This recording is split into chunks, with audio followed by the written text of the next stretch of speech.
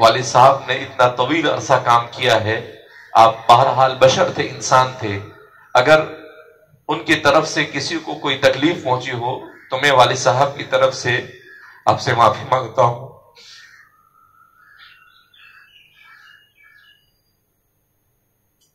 میں جانتا ہوں کہ انہوں نے جان بوجھ کر کسی کو تکلیف نہیں پہنچائی ہوگی،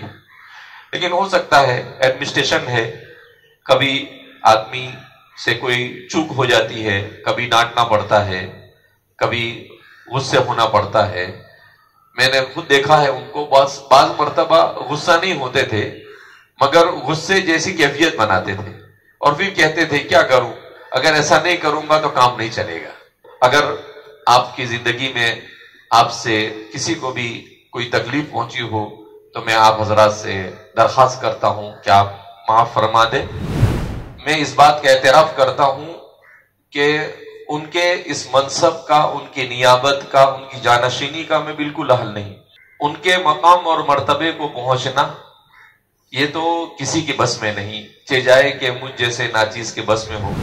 ہمارے والد صاحب بھی فرمایا کرتے تھے کہ بھئی خادم بن کے رہو، گردن بن کے مت رہو، دم بن کے رہو۔ گردن کاٹ دی جاتی ہے، دم کو کوئی چھیڑتا نہیں۔ ہم سب مل کر یہ کوشش کریں گے والد صاحب کے اس مشن کو بحسن خوبی آگے لے جائے انشاءاللہ۔ ہندوستان میں جن حالات سے ہمارا ملک گزر رہا ہے یہ بڑے نازک حالات ہیں، اور ان حالات میں اتنے بڑے ادارے کو بحسن خوبی لے کر چلنا یہ آسان کام نہیں، لیکن جو کچھ ہوتا ہے اللہ کی مرضی سے ہوتا ہے۔ وَمَا تَشَاءُونَ إِلَّا أَن يَشَاءَ اللَّهُ۔ ہمارے والد صاحب کے دوست حبیب الامت حضرت مولانا حبیب صاحب دامت برکاتہم فرما رہے تھے کہ لوگ یہ سوچتے ہیں کہ مولوی غلام صاحب، مولانا غلام صاحب کے پاس بہت اسباب تھے، اس لیے انہوں نے اتنا کام کیا۔ کہا کہ لوگوں کو آج اسباب نظر آ رہے ہیں، لیکن جس وقت انہوں نے کام شروع کیا اس وقت ان کے پاس کوئی اسباب نہیں تھے۔ میں اپنے بڑے بھائی کے لیے آپ تمام حضرات کے سامنے اپنا پورا سپورٹ اور پوری طرح سے اپنے بھائی کی ماتحتی میں کام کرنے کے لیے آپ کے سامنے اس بات کا اقرار کرتا ہوں جو میرے والد صاحب نے مجھے کہی تھی کہ آپ دونوں اس ادارے کو بخوبی چلائیں گے انشاءاللہ۔ انشاءاللہ ہم میں کوئی اختلاف نہیں ہے اور ہم انشاءاللہ اتحاد اور اتفاق کے ساتھ اس ادارے کے دین دگنی رات چگنی ترقی کے لیے محنت اور کوشش کریں گے، اور اسی اخلاص کے ساتھ ہم اس ادارے کو چلائیں گے جو ہمارے والد صاحب کو آپ نے دیکھا، اور اسی کھلے پن اور کھلے دل سے آپ کے ساتھ ملیں گے جس طرح ہمارے والد صاحب ملتے تھے، جس طرح ان دونوں بھائیوں نے اپنے اس ادارے کو اللہ کے لیے اپنی پوری زندگی کو وقف کر دیا اور اس ادارے کو چلایا۔ ہم دونوں بھائیوں کو بھی آپس میں اتحاد اور اتفاق کے ساتھ کام کرنے کی توفیق نصیب فرمائے۔ میں میرے بھائی کی ماتحتی میں انشاءاللہ خادم بن کر کام کروں گا۔ ہمارے حضرت دنیا میں نہیں رہے، لیکن دعا کیجئے اللہ رب العزت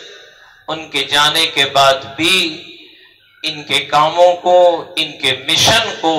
اللہ رب العزت قیامت تک جاری اور ساری رکھے گا انشاءاللہ۔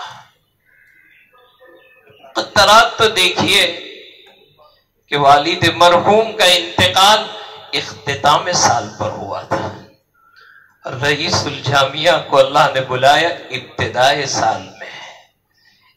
ایک کی وفات ہو رہی ہے اختتام پر اور ایک کی وفات ہو رہی ہے ابتدا پر۔ آج ہمارے درمیان میں موجود نہیں ہیں، لیکن ان کی دعائیں ہمارے ساتھ ہیں انشاءاللہ۔ کل ہم سب نے دفتر اہتمام میں بیٹھ کر کہ ایک دن وہ تھا کہ وہ چمکتا ہوا چہرہ جب دفتر کا دروازہ کھولتے تھے عجیب رونق ہوتی تھی، سلام کرتے تھے، ان کے چہرے پر مسکراہٹ ہوتی تھی۔ کل ہم نے جب دروازہ کھولا مسجد خالی نظر آئی۔ ہم سب بھائیوں نے مل کر، ہمارے چچاؤں نے مل کر حضرت مولانا حذیفہ صاحب کو والد صاحب کی مسند پر بٹھایا اور میں نے کہا کہ بھائی آج سے آپ کو یہاں پر بیٹھنا ہے، اب آپ اوپر نہیں بیٹھیں۔ لہذا میں آپ حضرات سے امید کرتا ہوں کہ ہم سب ان کو اپنا بڑا مان کر چلیں گے، کہو انشاءاللہ۔ جیسے آپ نے حضرت کو شانہ بشانہ مل کر آپ حضرت کے معاون بن کر کھڑے تھے، ہم ان کے معاون بن کر رہیں گے انشاءاللہ۔ میں اپنے جذبات اپنے اساتذہ کی طرف سے، ارباب حل و عقد حضرت مولانا حنیف صاحب کوستانوی، حضرت مولانا سعید صاحب اور ہمارے جامعہ کے انتہائی محترم حاجی الیاس صاحب جن سے میرا خصوصی تعلق ہے، اور وہ آدمی ہر امر میں چاہے رات ہو دن ہو کسی بھی شرعی امر میں مجھ سے رجوع کرتے ہیں، تو ان کے بھی جذبات تھے۔ تو میں نے کہا کہ حاجی صاحب اس موقع پر آپ تمام ٹرسٹیان اور آپ حضرت مولانا حذیفہ صاحب کو یہ حوصلہ دیجئے اور یہ ہمت دیجئے کہ میرے بھائی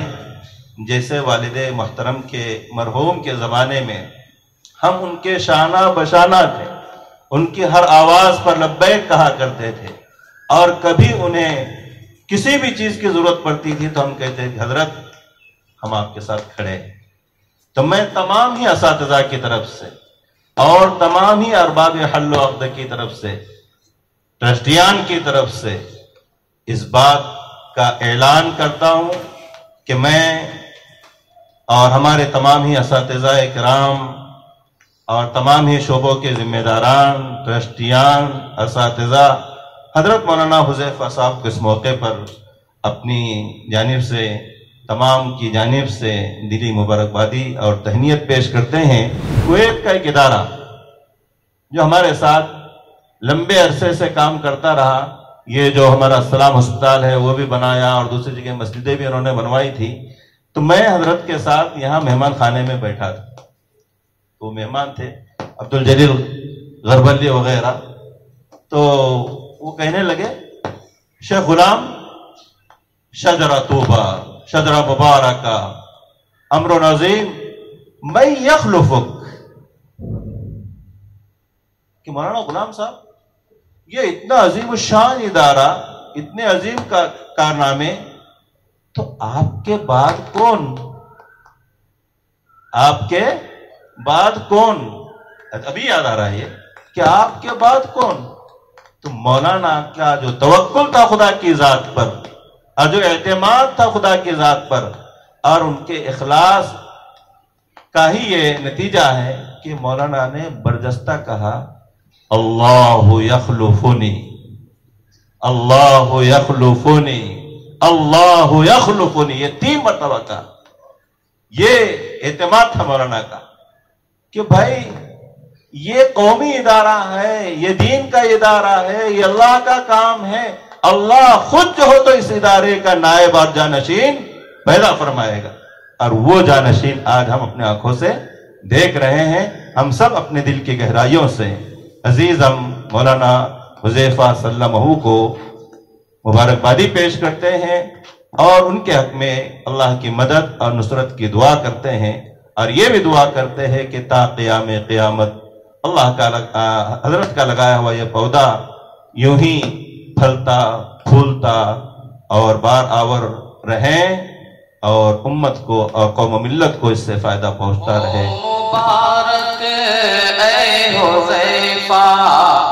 اہتمام جامعہ